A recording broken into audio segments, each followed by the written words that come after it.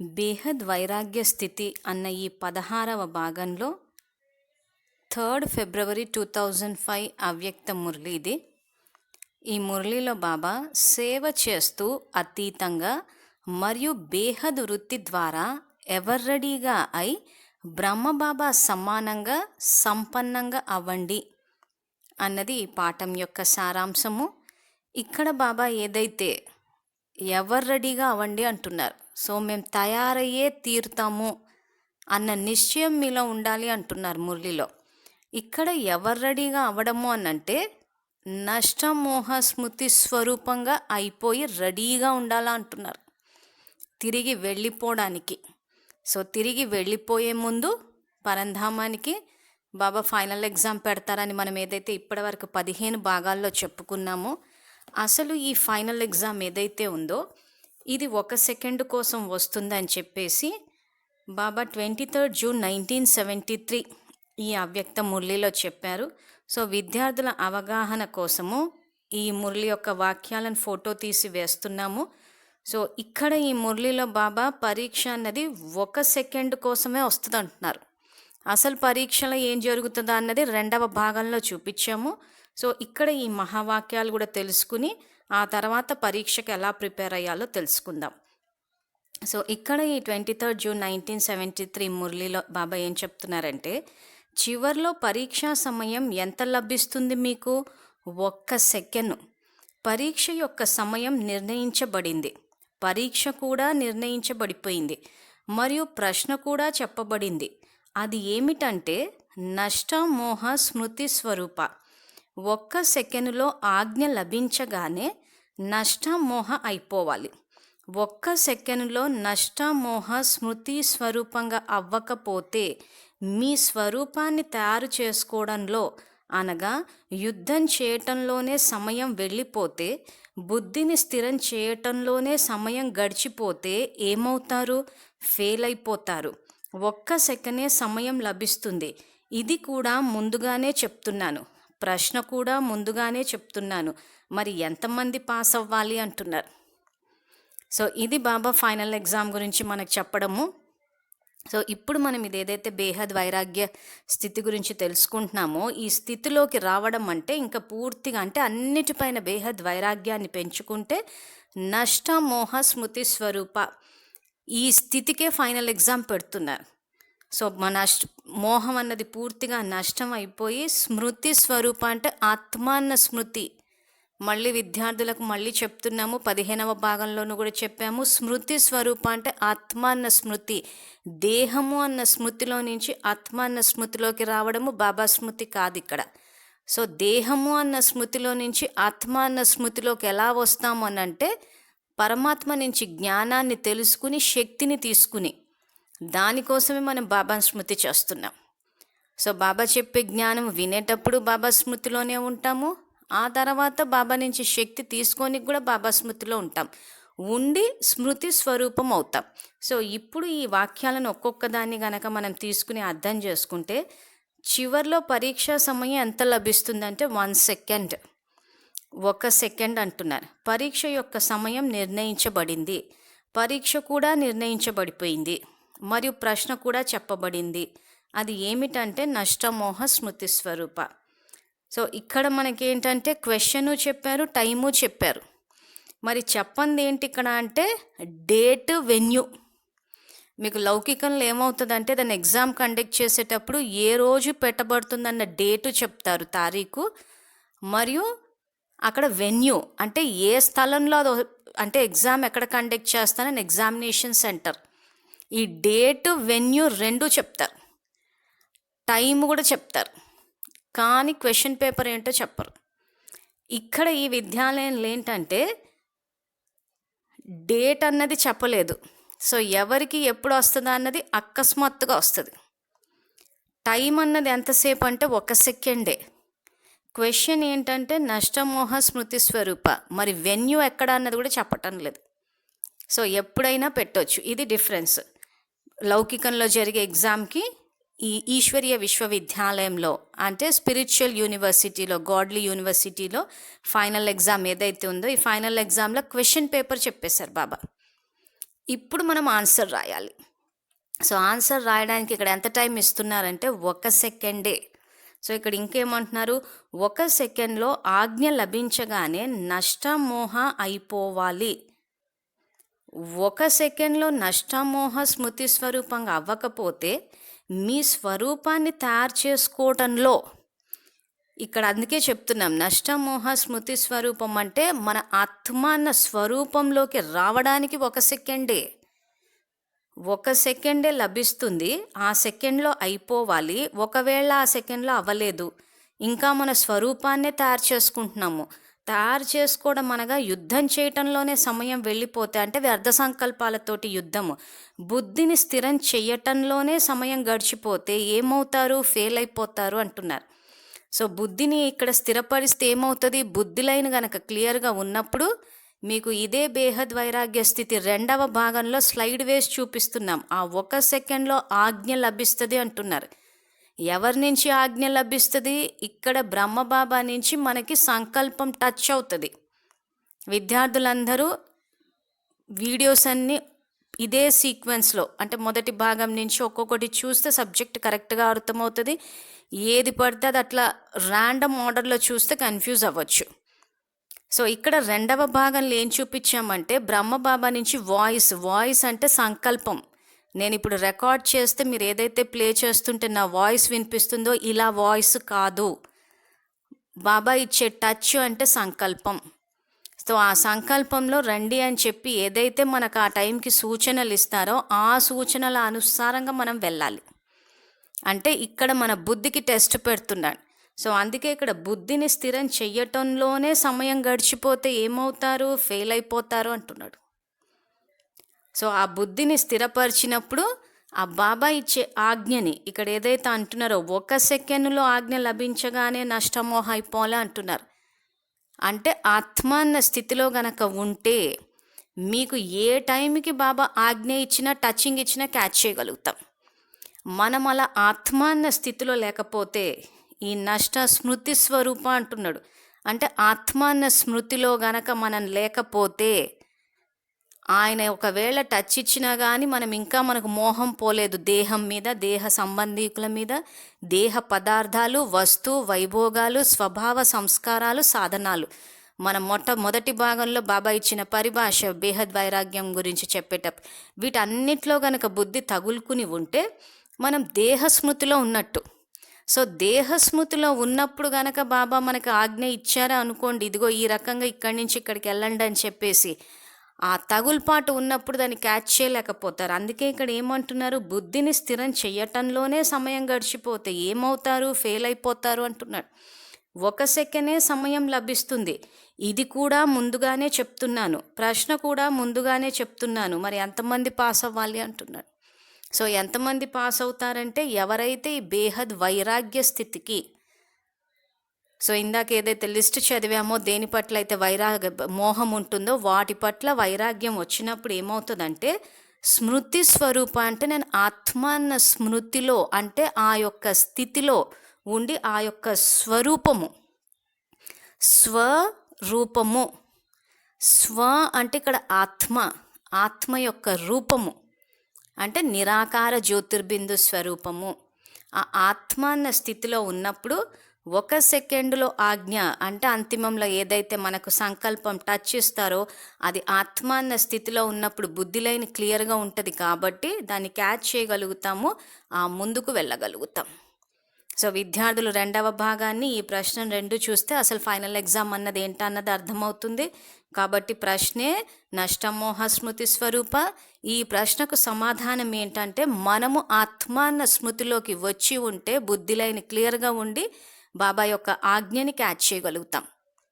So ఆజ్ఞ ఏమిస్తారన్నది అందులో వివరించాము. కాబట్టి విద్యార్థులు అది చూడండి. మళ్ళీ మొత్తం అంతా కలిపి ఫైనల్ ఎగ్జామ్కి సంబంధించి కూడా ఒక వీడియో చేస్తాము, అందులో మొత్తం అంతా కలిపి వేస్తాము. సో విద్యార్థులు ఇప్పటి నుంచే ప్రిపరేషన్ అనేది స్టార్ట్ చేస్తే ఫైనల్ ఎగ్జామ్లో పాస్ అవ్వచ్చు. సో అందుకే ఇక్కడ బాబా ఏమంటున్నారంటే, ప్రశ్న కూడా ముందుగానే చెప్తున్నాను, మరి ఎంతమంది పాస్ అవ్వాలి అని. సో ఎవరైతే పాస్ అవ్వాలి అని అనుకుంటారో ఫస్ట్ సంకల్పం చేయండి. సంకల్పం చేస్తే బాబా సంయోగం ఇస్తా అన్నారు.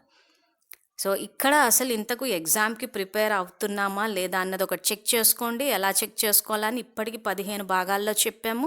సో ఇప్పుడు ఈ 16వ భాగంలో ఇప్పుడు ఈ పరీక్ష 1 సెకండే. సో బాబా ఏ సమయంలో మనకు ఆజ్ఞ ఇచ్చినా అది మన బుద్ధికి టచ్ అవ్వాలి అంటే మనము ఆత్మ అన్న స్మృతిలో స్వరూపం, అంటే నా యొక్క స్వరూపము ఆత్మ అయి ఉంటే అప్పుడైనా ఏ టైంలో టచ్ ఇచ్చినా కానీ క్యాచ్ చేయగలుగుతాం దాన్ని. సో ఇది ఫైనల్ పరీక్ష. సో ఇప్పుడు మన బేహద్ వైరాగ్య స్థితి అన్న ఈ మురళిలో వస్తే బాబా ఇందులో అదే తయారయ్యే చూపిస్తాము అన్న నిశ్చయం మీలో ఉండాలి అంటున్నారు. ఆ తర్వాత ఇప్పుడు మనం దేనికి వశమైపోతున్నామా అన్నది కూడా వివరిస్తూ ఈ చిన్న చిన్న విషయాలన్నీ చెక్ చేసుకోవాలా అంటున్నారు. సో దానికి సంబంధించిన మహావాక్యాలు ఇప్పుడు తెలుసుకుందాము. సో ఇక్కడ బాబా ఈ మురళిలో ఏదైతే బేహద్ వైరాగ్యం గురించి చెప్పారో అంతవరకే రికార్డ్ చేశాము. పూర్తి మురళిని రికార్డ్ చేయలేదు. విద్యార్థులు ఈ విషయాన్ని గమనించగలరు.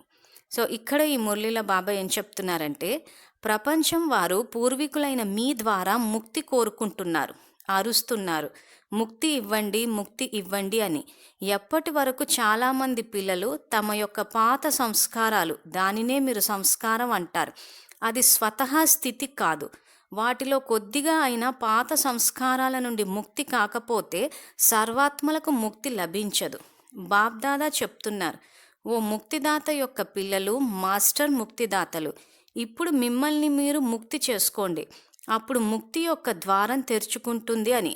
ఆ ద్వారం యొక్క తాళం చెవి ఏమిటి అనేది చెప్పాను కదా, బేహద్ వైరాగ్యమే తాళం చెవి. సో ఈ వాక్యాలను అర్థం చేసుకోవాలంటే ముందు మిమ్మల్ని మీరు ముక్తులు చేసుకోండి అంటే దేని నుంచి ముక్తులు చేసుకోవాలంటే దేహాభిమానం నుంచి.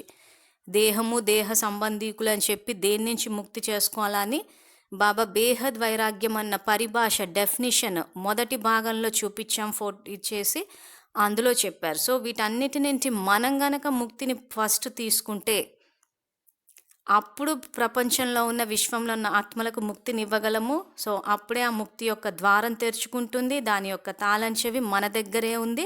అది బేహద్ వైరాగ్యము అంటే సంకల్పం చెయ్యడము. సంకల్పమే ఇక్కడ యాక్చువల్గా తాళం చెవి. మన బుద్ధి యొక్క తాళం తెరుచుకోవాలంటే కూడా బాబా తాళం మీ దగ్గరే ఉంది, ఆ తాళమే నా బాబా అంటారు. సో ఇక్కడ ఎప్పుడైతే సంకల్పం ద్వారానే బుద్ధి తెరుచుకుని ఆ బుద్ధిలో ఉన్న ఖజానాలు ఎలా అయితే ఉపయోగించుకోవాలని అంటారో అదే విధంగా ముక్తి ద్వారం తెరవడానికి కూడా తాళం చెవి బేహద్ వైరాగ్యం అంటే సంకల్పము. సో ఇక్కడ సంకల్పం ఏం చేస్తాం, ఇంకా పూర్తిగా ఆత్మ అన్న స్మృతిలోకి వచ్చేస్తాం. నేను నిరాకార జ్యోతిర్బిందు స్వరూపాన్ని అన్న ఈ ఆత్మ అన్న స్మృతిలోకి వచ్చేసినప్పుడు ఆ మోహం అన్నది పోయి వైరాగ్య స్థితిలోకి వస్తాము. వచ్చినప్పుడు అప్పుడు మనకి పరంధామానికి వెళ్ళాలన్న, ఇంటికి వెళ్ళాలన్న ధ్యాస వచ్చినప్పుడు ముక్తి యొక్క ద్వారం యొక్క తలుపులు తెరుచుకుంటాయి అంటున్నారు. తర్వాత అన్ని కార్యాలు చేయండి, కానీ ఎలా అయితే ఉపన్యాసంలో ప్రవృత్తిలో ఉండేవారు కమల పుష్ప సమానంగా అవ్వండి అని చెప్తారు కదా, అదే విధంగా మీరు కూడా అన్నీ చేస్తూ కార్యం నుండి ముక్తిగా అతీతంగా సాధనాలకు వశం కాకుండా పొజిషన్ అంటే పదవి గౌరవం వశం కాకుండా ఉండాలి. ఏమైనా లభించినా కానీ అది పొజిషన్ కాదు, మాయ యొక్క ఆపోజిషన్.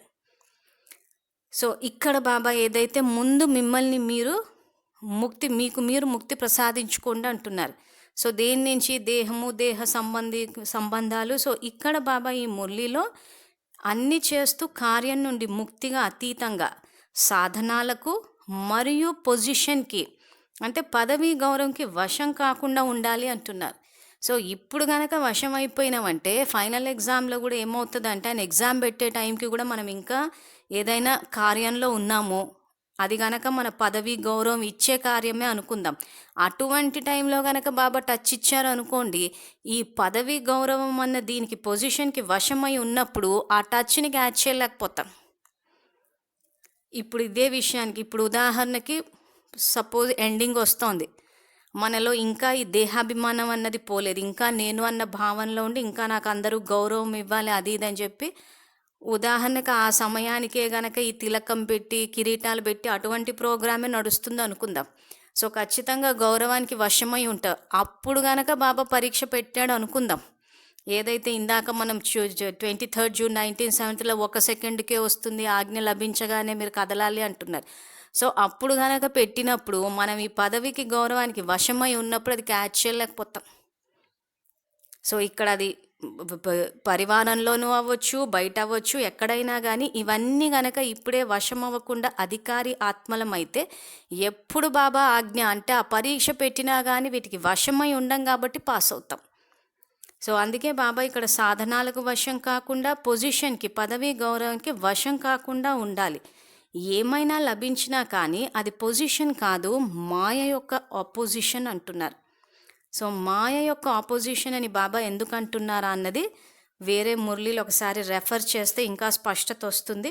సో ఇప్పుడు మనము 13th డిసెంబర్ 1995 ఈ అవ్యక్త మురళిని, ఇంకొక 16th మార్చి 1995 ఈ మురళిలో బాబా పదవి గౌరవానికి వశం కాకుండా దానికి పరిష్కారం ఎలా బయటపడాలని చెప్పారు. సో ఈ 2 మురళిలను ఒకసారి రెఫర్ చేస్తే ఈ పదవి గౌరవం అన్న ఈ ఆపోజిషన్ ఏదైతే ఉందో మాయ యొక్క ఆపోజిషన్ నుంచి మనల్ని మనం రక్షించుకోవచ్చు. సో ఇప్పుడు ఈ మురళిలు ఇక్కడ స్క్రీన్ మీద కూడా వేసి చూపిస్తున్నాము. 13th డిసెంబర్ 1995 ఈ మురళిలో బాబా ఏం చెప్తున్నారంటే, రాయల్ కోరిక అంటే ఏమిటో తెలుసు కదా. అల్పకాలికంగా కొంచెం పేరు కావాలి, గౌరవం కావాలి, నా పేరు కూడా విశేషాత్మలలో లెక్కించబడాలి, నా పేరు కూడా పెద్ద అన్నయ్యలలో అక్కయ్యలలో లెక్కించబడాలి, చివరికి మాకు కూడా అవకాశం కావాలి. ఇవన్నీ రాయల్ కోరికలు. ఇలా ఎంతవరకు అడుగుతూ ఉంటారో అంతవరకు సంతోషం యొక్క ఖజానాతో సంపన్నంగా కాలేరు. ఇటువంటి కోరికల వెనక లేదా హద్దులోని కోరికల వెనక పరిగెత్తడం అంటే అది మృగతృష్ణతో సమానం. వీటి నుండి సదా రక్షణగా ఉండండి అంటున్నాడు. సో విద్యార్థులు ఒక్కసారి చెక్ చేసుకోవాలి. ఇవన్నీ మనం ఇప్పటికే ఆశిస్తున్నాము అని అంటే ఇంకా మనలో ఆ దేహాభిమానం పోలేదని. ఇప్పుడు మనం ఏదైతే సబ్జెక్ట్ మాట్లాడుకుంటున్నామో బేహద్ వైరాగ్యము మరియు ఫైనల్ ఎగ్జామ్ క్వశ్చన్ నష్టమోహ స్మృతి స్వరూప. సో ఇక్కడ మనం ఎందుకు ఈ గౌరవాన్ని అసలు కావాలని కోరుకుంటున్నాము అంటే, ఇక్కడ బాబా స్మృతి స్వరూప అంటే ఆత్మ అన్న స్మృతి, నా యొక్క స్వరూపము నిరాకార జ్యోతిర్బిందు స్వరూపమైనప్పుడు ఆత్మ గౌరవాన్ని ఆశించదు. దీన్నే సెల్ఫ్ రెస్పెక్ట్ అంటుంటారు ఇంగ్లీష్లో. అంటే ఎప్పుడైతే నన్ను నేను గౌరవించుకుంటాను అంటే నేను ఆత్మ అన్న స్థితిలోకి వచ్చినప్పుడు నన్ను నేను గౌరవించుకుంటాను కాబట్టి ఎవరి నుంచి గౌరవాన్ని ఆశించను. ఆత్మ అన్న స్థితిలో ఉన్నప్పుడు ఇవ్వడం అలవాటు అవుతుంది మనకి. అప్పుడు గౌరవాన్ని ఇస్తాం అందరికీ. ఎప్పుడైతే దేహం అన్న స్థితిలో ఉంటామో అప్పుడే తీసుకునే అలవాటు వస్తుంది. అందుకే గౌరవాన్ని తీసుకుని నాకు పేరు కావాలి, గౌరవం కావాలి అని చెప్పి కావాలి అన్న పాయింట్ దేహము అన్న స్మృతిలో ఉంటే వస్తుంది. ఆత్మ అన్న స్మృతిలో ఉన్నప్పుడు బాబా సమానంగా ఇవ్వడం అలవాటు అవుతుంది. సో ఇక్కడ ఇంకోటి ఏమవుతుందంటే చెకింగ్ పాయింట్, ఈ ఫైనల్ ఎగ్జామ్కి నిజంగా మనం ఆ స్టేజ్కి చేరామా లేదా అని చెప్పి, ఆత్మ అన్న స్థితిలో ఉన్నప్పుడు ఆత్మ గౌరవాన్ని ఆశించదు. ఎప్పుడైతే దేహము అన్న స్థితిలో ఉన్నప్పుడు నేను ఫలానా అని మన యొక్క పేరు, కులము, ఆస్తులు, మన కమ్యూనిటీల స్టేటస్, ఎకనామిక్ స్టేటస్ ఇవన్నీ లేబుల్స్ వేసుకొని ఉన్నప్పుడు దీన్ని ఈగో అంటున్నాం. ఈ ఈగో నుంచి డిమాండ్ వస్తుంది.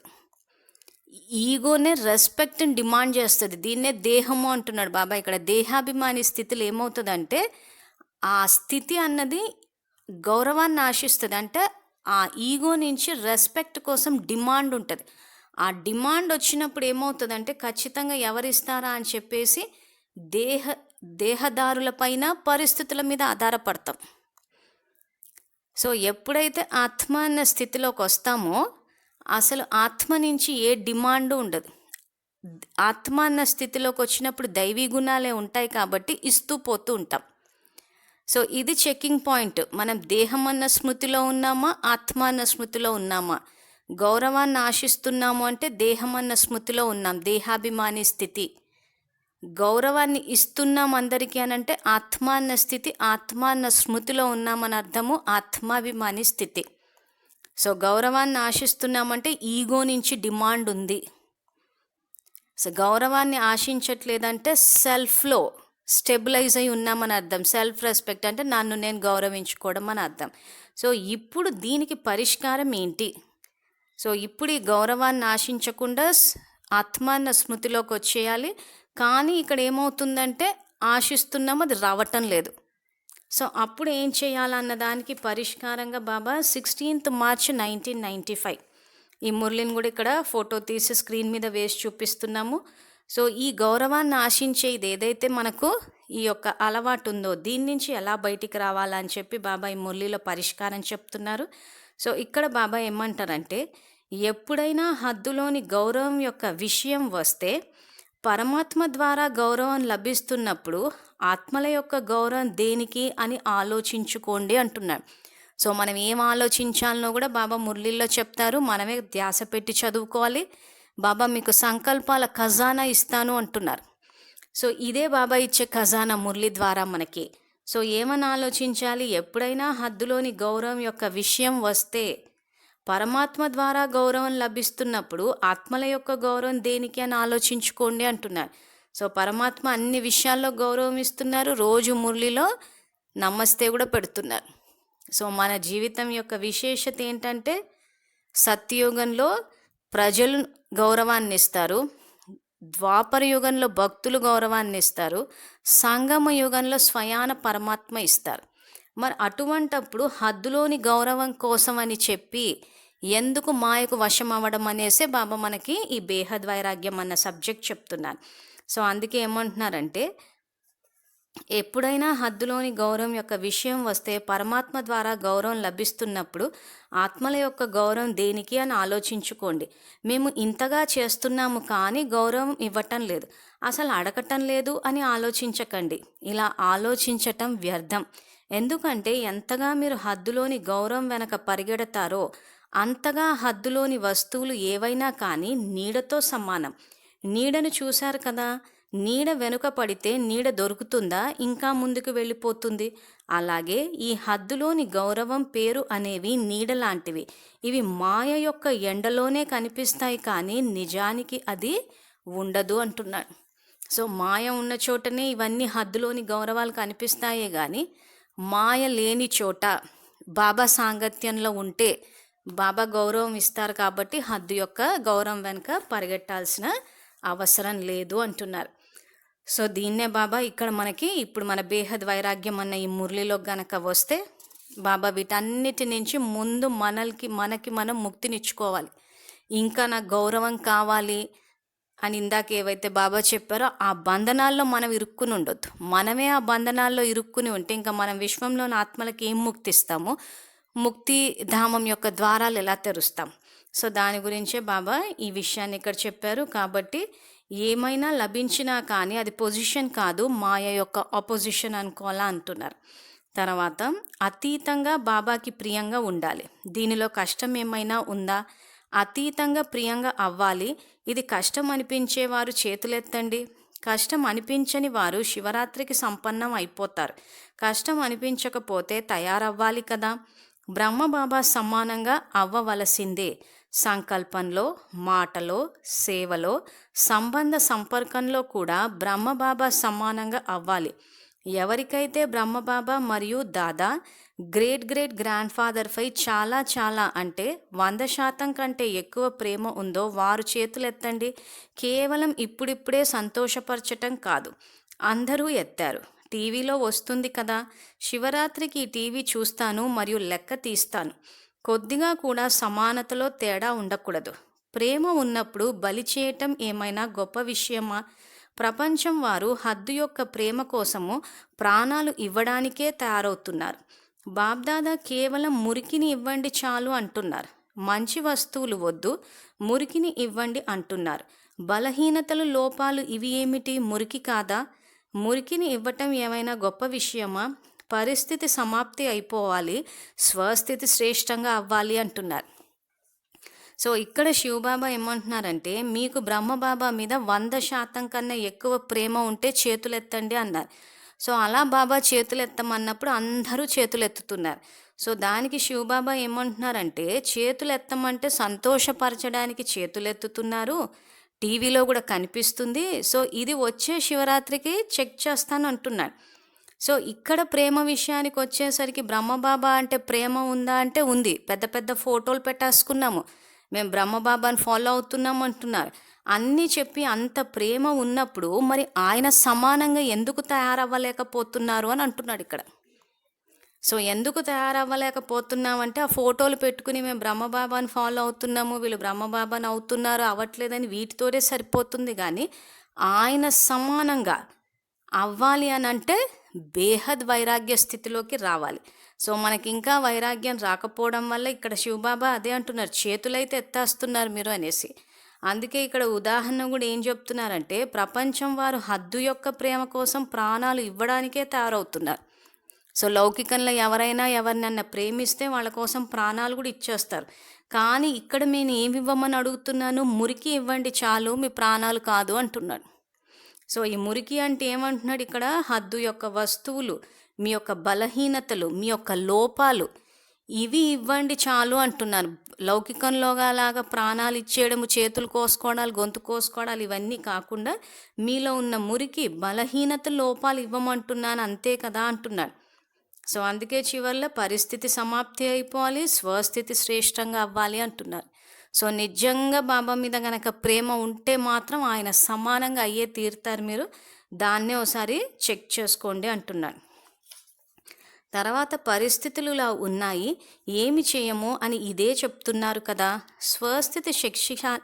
స్వస్థితి శక్తిశాలిగా అయినప్పుడు పరిస్థితి యొక్క పేరే ఉండదు మిమ్మల్ని చలించ చేయడానికి. సమాప్తి యొక్క పరదా తెరిచినప్పుడు అందరూ ఎలా కనిపించాలి, ఫరిష్తాలుగా మెరుస్తూ కనిపించాలి, పిల్లలందరూ మెరుస్తూ కనిపించాలి. అందువలనే ఇప్పుడు పరదా తెరవడానికి ఆగి ఉన్నారు అంటున్నారు. సో పరిస్థితులు ఇలా ఉన్నాయి, స్వస్థితి శక్తిశాలిగా అవ్వట్లేదు, ఇవన్నీ మీరు అంటున్నారు అనంటే పరిస్థితి యొక్క పేరే ఉండదు మిమ్మల్ని చెలింప చేయడానికి అంటున్నారు. ఎప్పుడు మన స్వస్థితి శ్రేష్టంగా ఉన్నప్పుడు. ప్రపంచం వారు పరదా తెరవండి, పరదా తెరవండి అని అరుస్తున్నారు. కనుక మీ ప్లాన్ మీరే తయారు చేసుకోండి. తయారైన ప్లాన్ ఇస్తే ఏవో ఒక విషయాలు వస్తాయి కనుక మీ ప్లాన్ మీకు మీరే ధైర్యంతో తయారు చేసుకోండి. దృఢత యొక్క తాళం చెవి ఉంటే సఫలత లభించవలసిందే. దృఢ సంకల్పం చేస్తున్నారు, ఇది చూసి బాబ్దాదా కూడా ఓహో పిల్లలు అని సంతోషిస్తున్నారు. దృఢ సంకల్పం చేశారు కానీ దృఢతలో అప్పుడప్పుడు మరల కొద్దిగా సోమర్తనం కలిసిపోతుంది. అందువలనే సఫలత కూడా అప్పుడప్పుడు సగం, అప్పుడప్పుడు 50% వస్తుంది. ఎలా అయితే ప్రేమ 100% ఉందో అదే విధంగా పురుషార్థంలో సంపన్నత కూడా 100% ఉండాలి. భలే ఎక్కువ ఉండాలి కానీ తక్కువ కాకూడదు. ఇష్టమేనా? శివరాత్రికి మెరుపు చూపిస్తారు కదా, తయారవ్వవలసిందే అంటున్నారు. సో ఇక్కడ ఇందాక బాబా ఏదైతే బ్రహ్మబాబా మీద మీకు ప్రేమ ఉందా అని చెప్పి చేతులెత్తమని చెప్తే అందరూ చేతులెత్తారో, ఒకవేళ ఆ ప్రేమ కనుక 100% ఉంటే అదే విధంగా పురుషార్థంలో సంపన్నత కూడా 100% ఉండాలి అంటున్నారు. సో ఇక్కడ మనని మురళి యొక్క శీర్షికనే బ్రహ్మబాబా సమానంగా తయారవ్వాలంటున్నారు. కాబట్టి బ్రహ్మబాబాని ఫోటోల వరకే పెట్టుకోవడం కాకుండా ఆయన చరిత్రను చూసి ఆయన పట్ల ప్రేమ ఉంటే ఆయన సమానంగా పురుషార్థంలో సంపన్నత కూడా 100% ఉండాలి అంటున్నాడు. సో భలే ఎక్కువ ఉండాలి కానీ తక్కువ కాకూడదు, ఇష్టమేనా అంటున్నాడు. సో శివరాత్రికి మెరుపు చూపిస్తారు కదా అంటే నేను అనుకోవడం శివరాత్రి తర్వాతే బాబా ఫైనల్ ఎగ్జామ్ పెడుతుండొచ్చు అందరికీ. తర్వాత మేము కాకపోతే ఎవరు తయారవుతారని ఈ నిశ్చయం పెట్టుకోండి.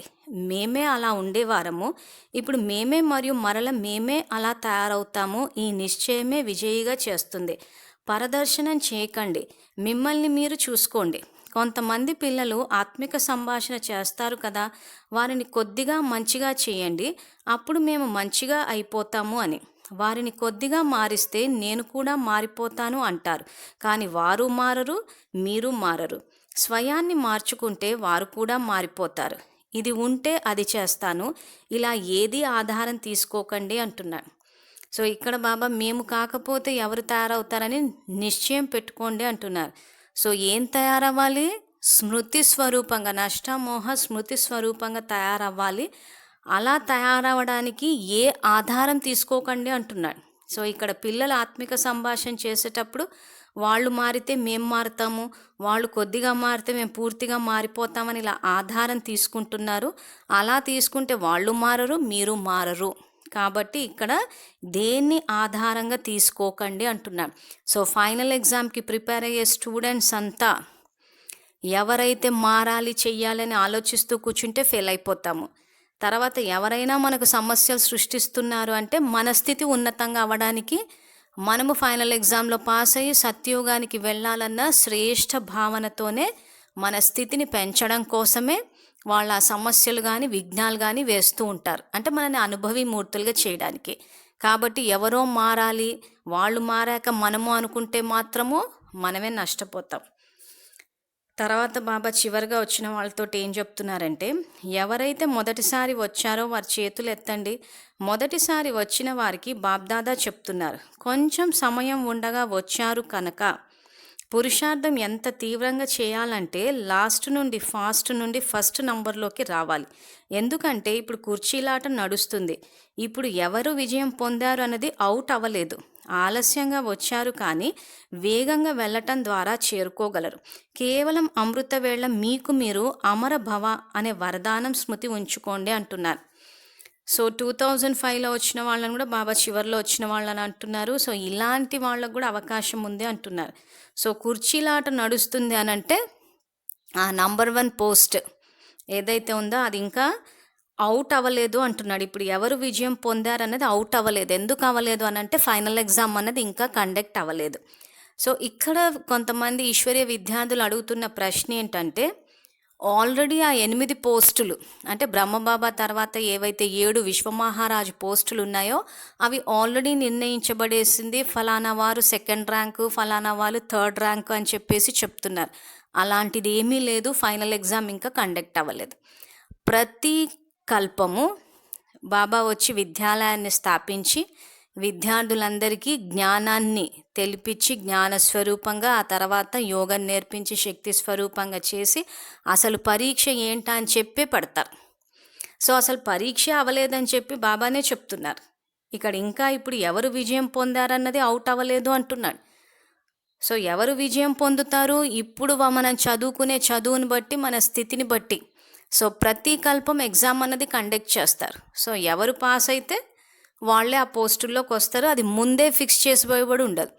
ఒకవేళ ముందే కనుక అది ఫిక్స్ అయిపోయి ఉంటే బాబా ఇంత మురళీలు చెప్పి ఇంత ఎగ్జామ్కి ప్రిపేర్ అవ్వండి, నేను 1 సెకండే పడతాను, ఆ 1 సెకండ్లో బుద్ధిలైనని చెప్పి ఇంత చదివించాల్సిన అవసరం లేదు కదా.